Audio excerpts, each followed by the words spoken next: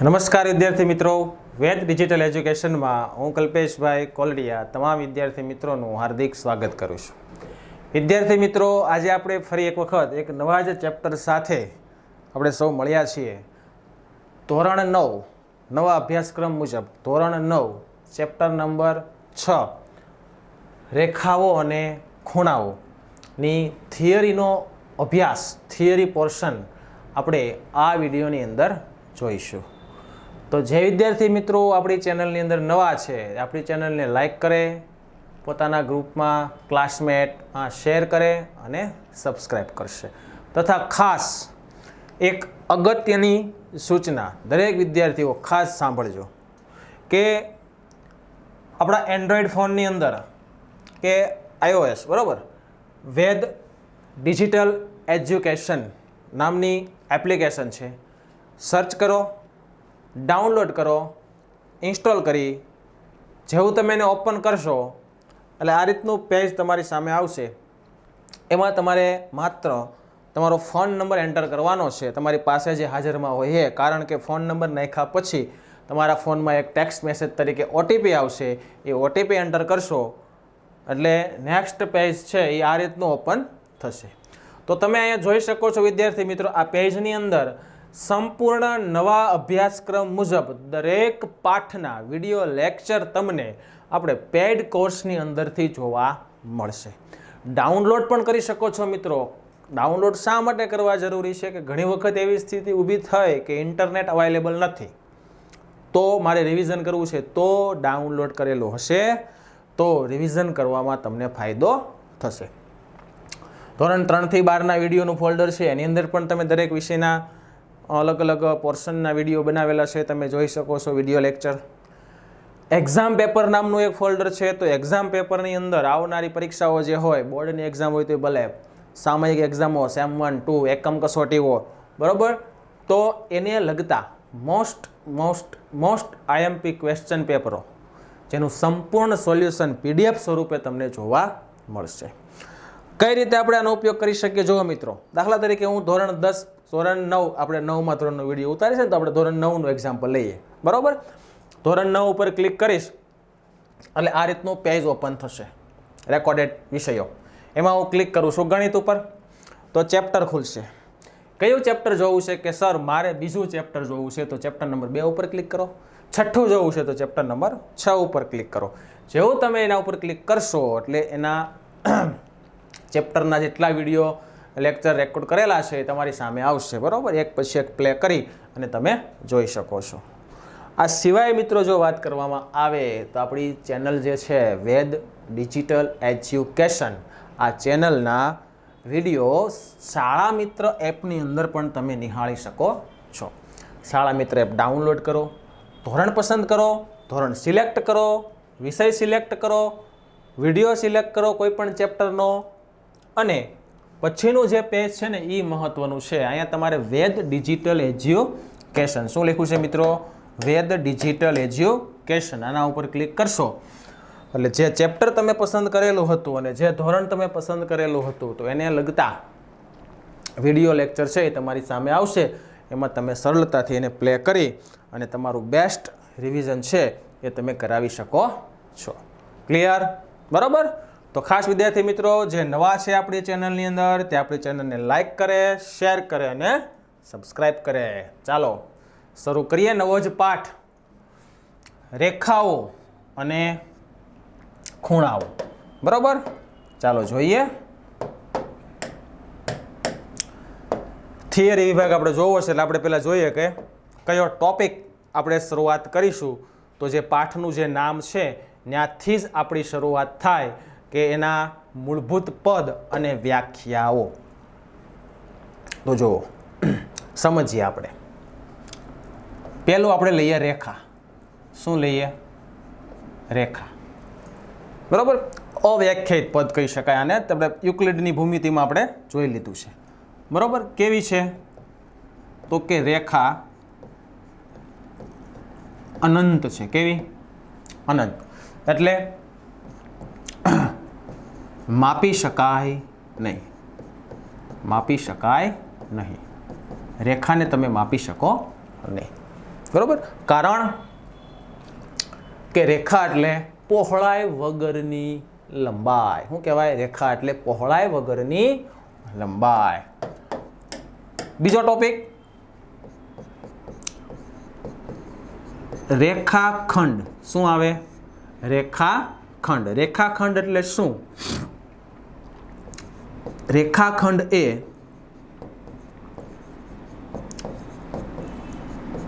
રેખાનો જ એક ભાગ છે.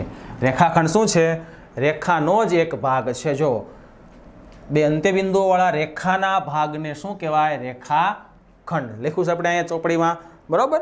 અથવા તો એને શું કહી શકાય કે રેખાખંડ એ રેખાનો જ ભાગ છે અને બે અંત્યબિંદુઓ ધરાવે. કેટલા અંત્યબિંદુઓ? એટલે છેડાના બિંદુઓ.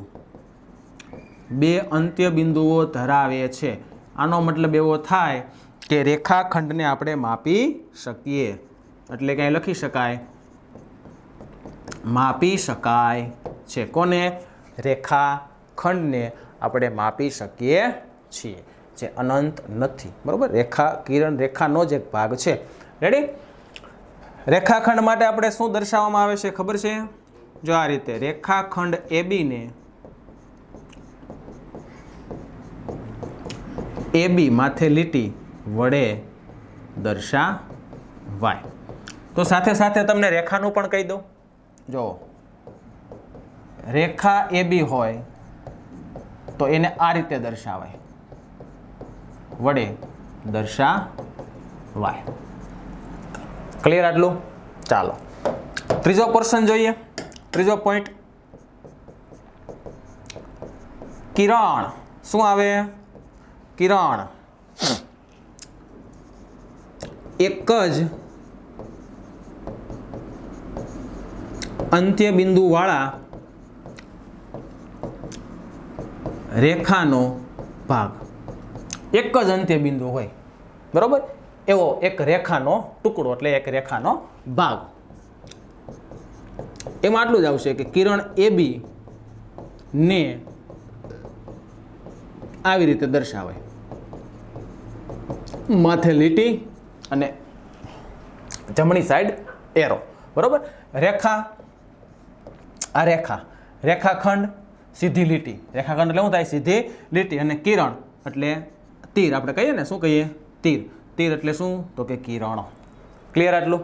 રેડી? ચાલો નેક્સ્ટ ટોપિક જોઈએ.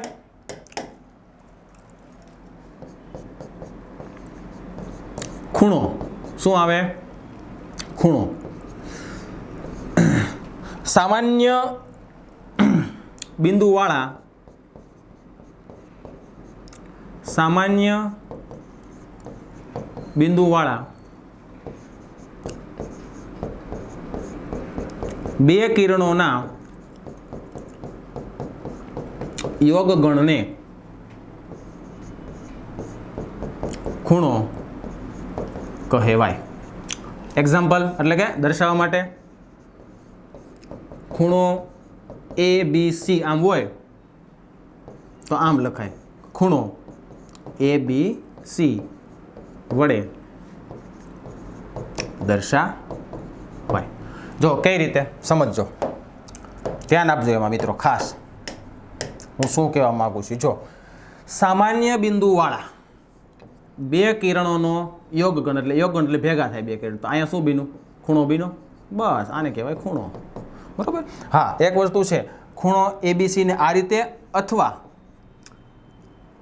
ખૂણો B1 કહી શકાય ખાલી, કારણ કે 3 અક્ષર આપ્યા હોય ને એમાંથી વચ્ચેનો જે શબ્દ હોય ને એ આપણો શું હોય? ખૂણો દર્શાવતો હોય. બરાબર. ત્યાં ખૂણો બીનો હોય, આ યાદ રાખવાનું.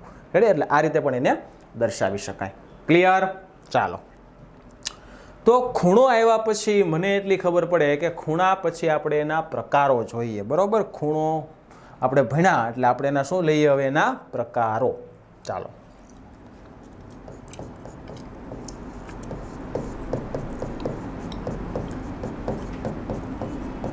ખૂણાના પ્રકારો.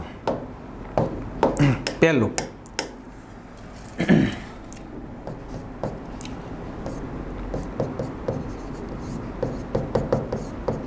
લઘુકોણ. પહેલો ખૂણો લઘુકોણ. શું વ્યાખ્યા અપાય?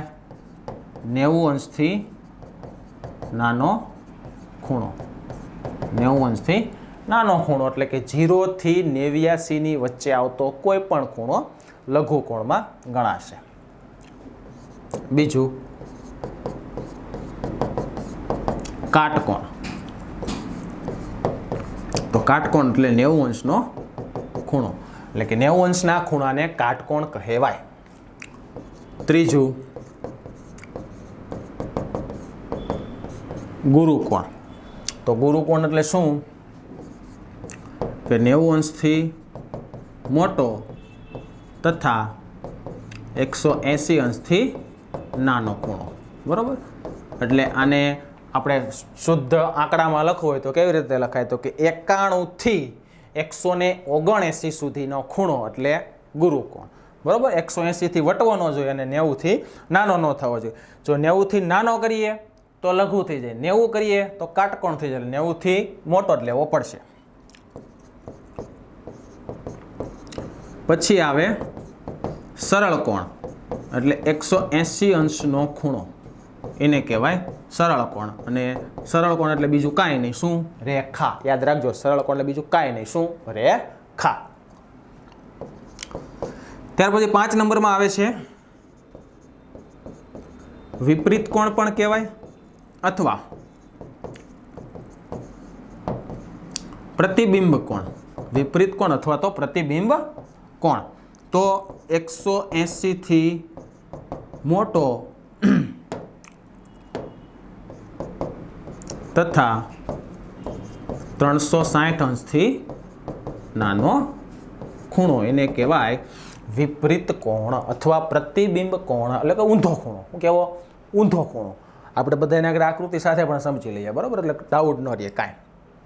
જો 360 થી નાનો લેવાનો, 360 નહીં લેવાનો મિત્રો. 360 લઉં તો શું થઈ જાય? સંપૂર્ણ વર્તુળ થાય. શું થાય?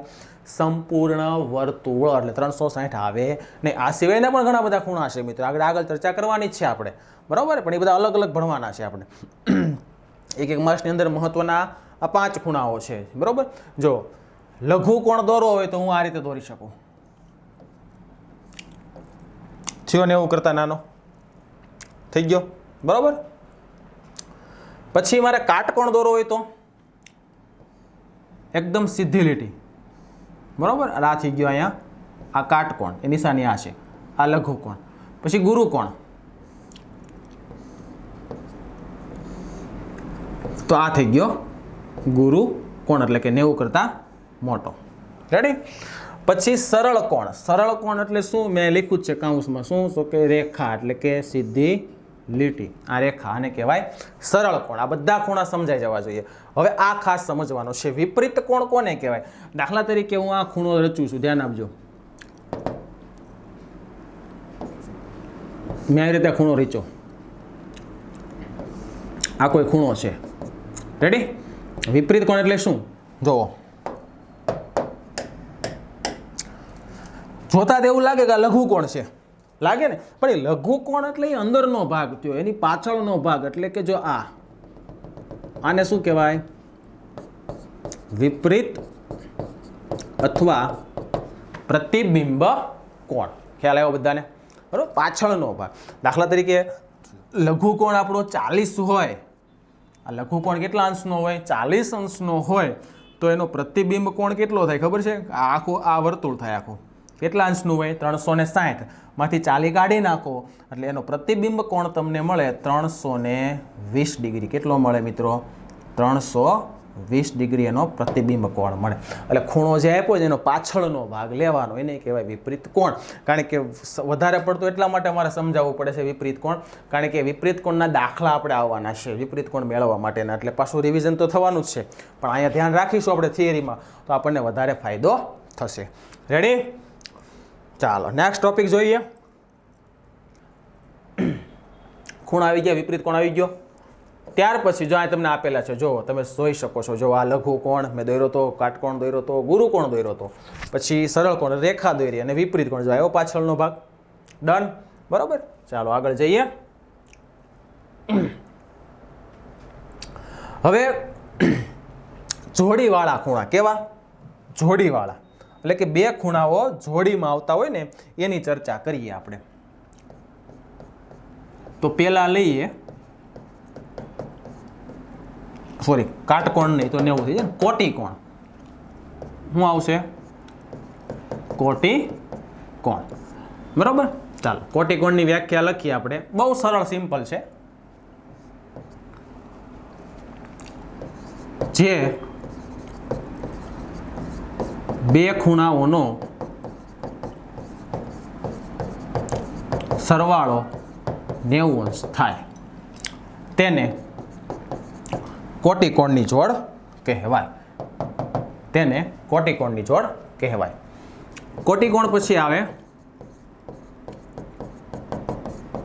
પૂરક કોણ. તો જે બે ખૂણાઓનો સરવાળો કેટલો થાય? 180 અંશ થાય તેને શું કહેવાય? પૂરક કોણ. રેડી? ચાલો ત્યાર પછી મારા ખ્યાલથી હોવું જોઈએ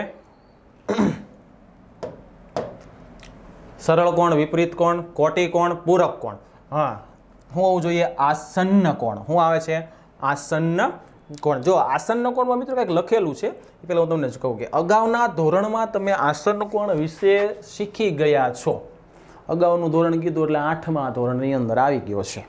બરોબર. આકૃતિમાં તમને આપેલો છે આસન્ન કોણ છે. શું થાય? જો બે ખૂણાઓનું શિરોબિંદુ એક જ હોય, જે બે ખૂણાઓનું શિરોબિંદુ એક જ હોય અને એક ભુજ સામાન્ય હોય. ભુજ એટલે શું? તો કે બાજુ. ભુજ એટલે શું? બાજુ. બરોબર. એટલે કે એક ભુજ સામાન્ય એટલે કિરણ, એ કિરણ કયો તોય ચાલે. અને જે બે ભુજ સામાન્ય ન હોય તે પરસ્પર જુદી જુદી બાજુએ હોય. સમજો ખાસ. જે ભુજ સામાન્ય ન હોય તે બે પરસ્પર જુદી જુદી બાજુએ હોય. જો કેવી રીતે કહું, જુઓ ચોપડીની જે આકૃતિ છે ને એમાં તો તમને સમજાવું એટલે આગળ ફટાફટ મગજમાં ઉતરી જશે. જો બે ખૂણાઓનું શિરોબિંદુ એક જ હોય. આ બે ખૂણા આપણી પાસે છે. ક્યાં ક્યાં ખૂણા? જો એક ખૂણો છે ABD. કયો કયો ખૂણો છે પેલા લખી લઈએ. એક ABD અને એક ખૂણો છે DBC. તો આ બેયનું આ જો દર્શાવેલા છે એનું એક શિરોબિંદુ સામાન્ય છે. બરોબર. એક જ છે એટલે કયું? તો કે એ B. કયું શિરોબિંદુ? તો કે એ B. આગળ વાંચીએ. એક ભુજ સામાન્ય હોય. એક ભુજ સામાન્ય છે એટલે કયો ભુજ? તો કે BD નામનું જે કિરણ છે, જે બાજુ છે એ સામાન્ય છે. અને સામાન્ય નથી એવું કોણ છે? તો કે એક છે BA અને એક છે BC. આ બે સામાન્ય નથી. સામાન્ય નથી એટલે કે એ બે અલગ અલગ છે. બે ખૂણામાં અલગ અલગ આવે. જ્યારે સામાન્ય ભુજનો મતલબ શું થાય? કે BD ભુજ સામાન્ય છે એનો મતલબ બે ખૂણામાં BD આવે છે. બરોબર. અને AB અને BC એ બે અલગ અલગ ખૂણામાં આવે છે. બે એક ખૂણામાં આવતા હોય એવું નથી. એટલે સામાન્ય ન હોય તેવા ભુજ એ સામાન્ય ભુજની એટલે કે BDની જુદી જુદી બાજુએ છે. જો એક આ બાજુ છે, એક આ બાજુ છે. તો આના દ્વારા જે બે ખૂણાઓ બને છે તે બે ખૂણાઓને શું કહેવામાં આવે છે? આસન્ન કોણ કહેવામાં આવે છે. શું કહેવામાં આવે છે? આસન્ન કોણ. બરોબર. આસન્ન કોણના ખૂણાઓનો સરવાળો ફિક્સ હોતો નથી. જેટલો આ ખૂણો હોય, જેટલો આ હોય એટલો ટોટલ આખો ABC થાય. બરોબર. અહીંયા સૂત્ર ક્યાંક આપ્યું જશે તમને એનું સરવાળાનું, એટલે આગળ ખબર પડી જ જશે. બરોબર. ચાલો જો આગળ જઈએ. જો અહીં લખ્યું છે ABC બરાબર ABD પ્લસ DBC. આપી દીધું છે સૂત્ર કમ્પ્લીટ. રેડી? એટલે તો આપણે ખૂણો જે પ્રકારે હોય એના ઉપરથી એનું નામ બને. રેડ? એટલે એ કોઈ પેલું ગોખવાની વસ્તુ નથી. ત્યાર પછી આવે છે રૈખિક જોડના ખૂણા. શું આવે છે? રૈખિક જોડના ખૂણા. તો રૈખિક જોડના ખૂણાની વ્યાખ્યા શું? તો વ્યાખ્યા પહેલા એક વસ્તુ યાદ રાખી લો. રૈખિક જોડના ખૂણાના બે ખૂણાઓનો સરવાળો 180 થાય. શું થાય? 180. યાદ રાખજો. બરોબર. આમાં રૈખિક જોડના ખૂણાની વ્યાખ્યા આપેલ નથી એટલે આપણે એની વ્યાખ્યા લખીએ એટલે તમને યાદ રહે. રેડી? ચાલો જુઓ.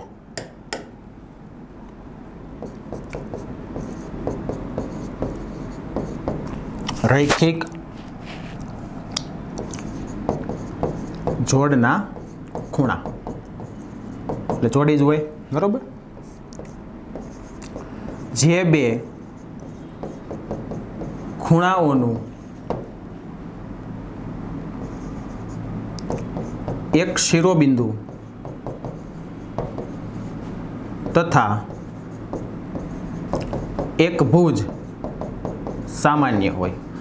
આસન્ન કોણ જેવી જ છે. જો જે બે ખૂણાઓનું એક શિરોબિંદુ અને એક ભુજ કેવા હોય, એક શિરોબિંદુ તથા એક ભુજ એટલે એક બાજુ, એક ભુજ એટલે એક બાજુ સામાન્ય હોય. બરોબર, આસન્ન કોણ જેવું છે. તથા સામાન્ય ન હોય તેવા ભુજ પરસ્પર વિરુદ્ધ કિરણો હોય તો તેના દ્વારા રચાતી બે ખૂણાની જોડને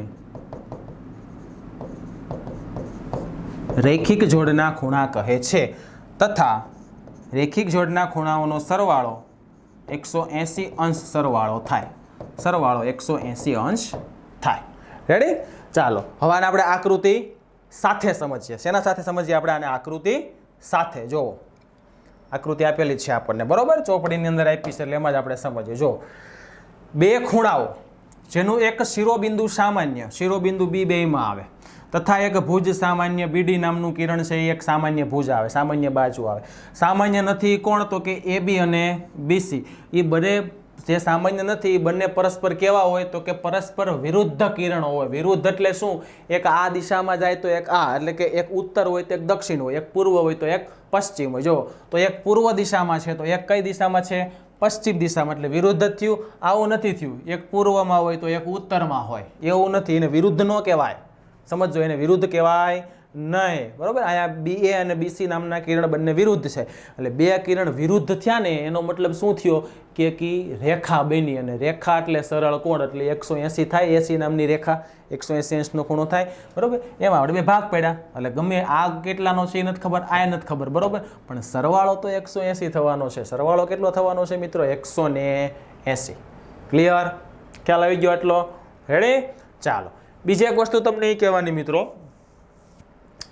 કે ABC અને ABD, આમાં જુઓ ABC આ એક રેખા છે અને ABD એ આસન્ન ખૂણાઓ નથી. સમજો, આસન્ન ખૂણાઓ નથી. બરોબર, કારણ કે આસન્ન ખૂણાનો સરવાળો ફિક્સ હોતો નથી. રૈખિક જોડના ખૂણાનો સરવાળો કેવો હોય છે? ફિક્સ હોય છે. એટલે શું કહી શકાય ખબર છે? રૈખિક જોડના ખૂણાને આસન્ન કોણ કહેવાય. શું કામ? કારણ કે જો બેમાં એક એક વસ્તુ કોમન. કઈ કઈ? બિંદુ સામાન્ય, શિરોબિંદુ, એક ભુજ સામાન્ય. પછી બે ભુજ સામાન્ય નથી એવા. આસન્ન કોણમાં કેવા છે? જુદી જુદી બાજુએ. અને રૈખિક જોડમાં પરસ્પર વિરુદ્ધ કિરણો. બરોબર, તો પરસ્પર વિરુદ્ધ કિરણો થયા, જુદી જુદી બાજુએ જ થયા ને, કે ન થયા? તો રૈખિક જોડને આસન્ન કોણ કહેવાય, પણ આસન્ન કોણને રૈખિક જોડ કહેવાય નહીં. આ ભૂલતા નહીં. રેડી? ચાલો આગળ જઈએ નેક્સ્ટ ટોપિક ઉપર. ખૂણાઓ આપણે અહીંયા પૂરા થઈ જાય, બધા પ્રકારના ખૂણા. સોરી, એક ખૂણો રહી ગયો, એક ખૂણો જ આપણે બાકી રહી ગયો. નામ છે અભિકોણ. શું છે? અભિકોણ. બરોબર, અભિકોણ એટલે શું? જો પરસ્પર છેદતી બે રેખાઓથી બનતા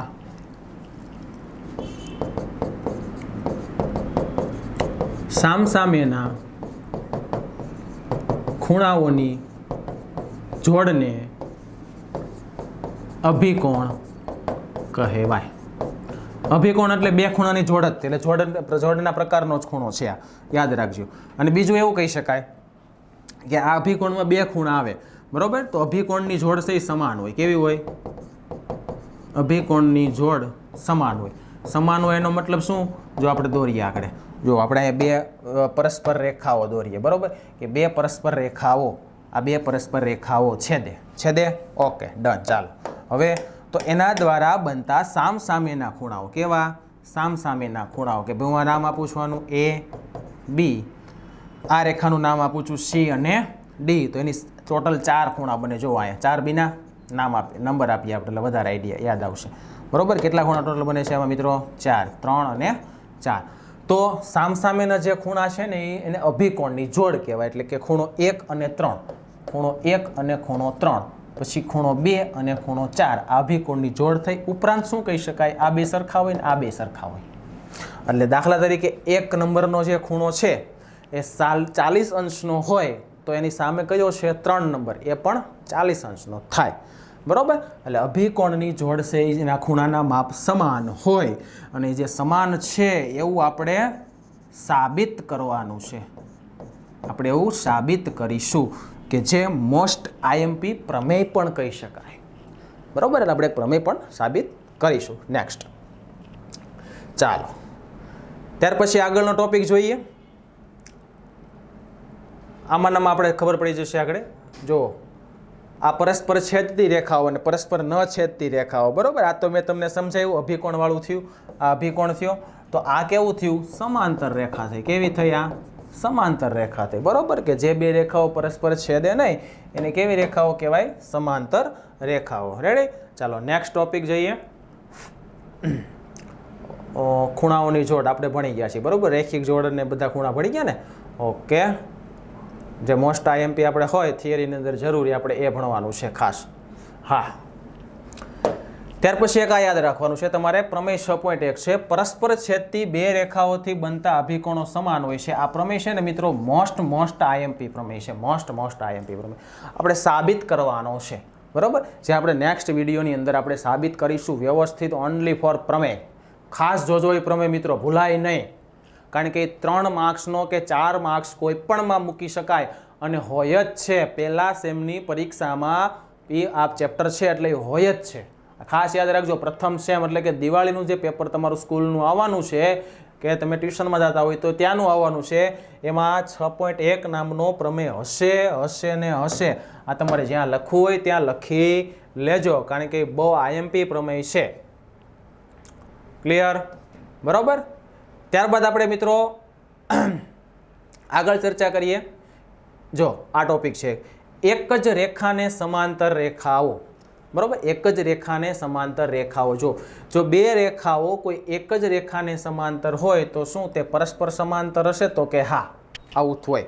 દાખલા તરીકે રેખા L અને M જો બે સમાંતર હોય તો ત્રીજી N પણ તેને સમાંતર થશે. એટલે કહેવા શું માંગે? જો આ રીતે L સમાંતર M હોય અને L સમાંતર N હોય. બરાબર? L સમાંતર M હોય અને L સમાંતર N હોય તો શું? તો M સમાંતર N થાય.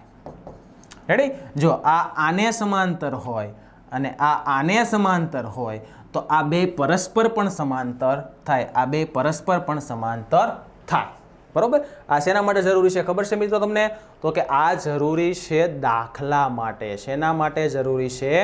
દાખલા માટે. પછી એક વિધાન આવે છે, જે રેખાઓ એક જ રેખાને સમાંતર હોય તે પરસ્પર સમાંતર હોય. આગળ મેં તમને કીધું એનું વિધાન છે, આપણે ખાલી યાદ રાખવાનું છે. બરાબર? ચાલો નેક્સ્ટ જઈએ. નેક્સ્ટ ટોપિક શું કહે છે? તો વિદ્યાર્થી મિત્રો, નેક્સ્ટ ટોપિકની અંદર એટલે કે તમારો લાસ્ટ થિયરીનો પોર્શન જે આવે છે એ આપણે લઈ લઈએ. બરાબર? એક આકૃતિવાળો પોર્શન છે. હેડિંગ હમણાં મારી દઉં તમને હું. બરાબર? બે રેખાઓ પરસ્પર સમાંતર હોય અને તેમની એક છેદિકા, એમનું હેડિંગ થયું. બસ, બીજું એનું હેડિંગ કાંઈ નથી. આ સમજવાનું છે, હવે દાખલા માટે જરૂરી છે. બરાબર? પરસ્પર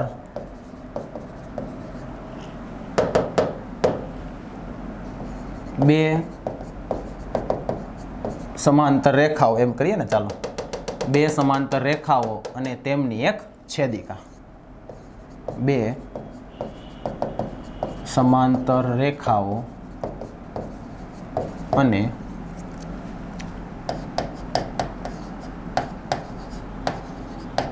તેમની એક છેદિકા. રેડી? બે સમાંતર રેખાઓ અને તેની એક છેદિકા. હવે શું કહેવા માંગે છે જોજો. હવે હું આ રેખાને L કહું, આને હું M કહું અને આ ત્રીજી રેખા એને છેદે છે એને N કહું. એ બે બિંદુમાં છેદે. જો એક અહીંયા અને એક અહીંયા. તો બે બિંદુમાં છેદવાથી ટોટલ મને 4 ખૂણા મળે, સોરી 8 ખૂણા મળે. કેટલા? 8. જો નંબર આપીએ, 1 2 3 4 5 6 7 અને 8. તો આ 8 ખૂણા મળે છે. તો આ 8 ખૂણા વિશે આપણે માહિતી મેળવવાની છે, બરાબર. તો એની અંદર પહેલું મળે છે, આ પહેલું આપણે લઈએ અનુકોણ. પહેલું શું લઈએ આપણે? અનુકોણ. અનુકોણ એટલે આમાંથી કઈ રીતે અનુકોણ બને? જો અહીં હું નંબર એટલા માટે જ આપ્યા છે, ખૂણો 1 અને ખૂણો 5, આને અનુકોણની જોડ કહેવાય. જે આ બધા જોડના ખૂણા મળશે, આની અંદર જોડમાં મળશે બધા, એટલે કે બબે જોડ કહેવાય. એટલે બે વચ્ચે કાંઈક ગુણધર્મ હોય, કાંઈક સંબંધ હોય. અનુકોણ છે તો એ સમાન હોય. 1 અને 5 એ બે ખૂણાના માપ સરખા હોય. ત્યાર પછી 2 અને 6, ત્યાર પછી 4 અને 8, અને ત્યાર પછી 3 અને 7. એટલે કે એક ખૂણો અંદરનો તો એક બહારનો, એક બહારનો તો એક અંદરનો. એટલે આ એક અનુકોણની જોડ મળશે, બરોબર.